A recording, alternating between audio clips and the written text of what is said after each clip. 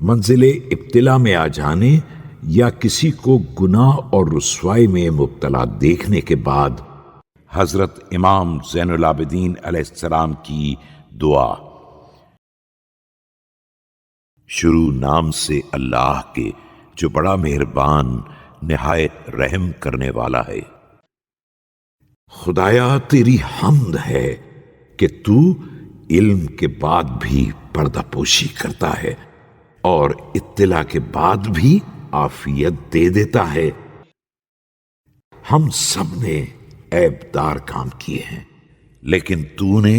ان کو مشہور نہیں کیا، اور برائیوں کا ارتکاب کیا ہے لیکن تو نے رسوا نہیں کیا، اور برائیوں کی پردہ پوشی کی تو نے لوگوں کو پتہ نہیں بتایا۔ کتنی ہی چیزیں ہیں جن سے تو نے منع کیا اور ہم نے انجام دیا، اور کتنے ہی اوامر ہیں جن کا ہمیں علم ہوا لیکن ہم آگے بڑھ گئے، برائیوں کو حاصل کیا، خطاؤں کا ارتکاب کیا، اور تو ہی تمام دیکھنے والے سے ہٹ کر دیکھتا رہا، اور سب سے زیادہ اعلان کرنے پر قادر ہونے کے باوجود تیری عافیت لوگوں کے سامنے حجاب بن گئی اور ان کانوں کے آگے رکاوٹ بن گئی۔ اب گزارش ہے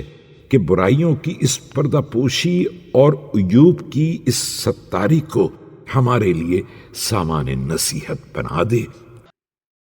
اور ہمیں اخلاق بد اور اختیار گناہ سے روک دے، اور ہمیں توفیق دے کہ اس توبہ کی طرف تیزی کے ساتھ آگے بڑھیں جو گناہوں کو معاف کرنے والی ہو، اور پسندیدہ راستے کو اختیار کریں، اور اس کے وقت کو قریب تر بنا دے، اور ہم پر غفلت کا دھبا نہ لگنے پائے۔ ہم تیری ہی طرف متوجہ ہیں اور اپنے گناہوں سے توبہ کر رہے ہیں۔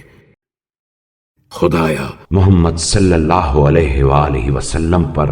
جو مخلوقات میں تیرے برگزیدہ اور ان کی پاکیزہ عطرت پر جو کائنات میں تیری منتخب کردہ ہے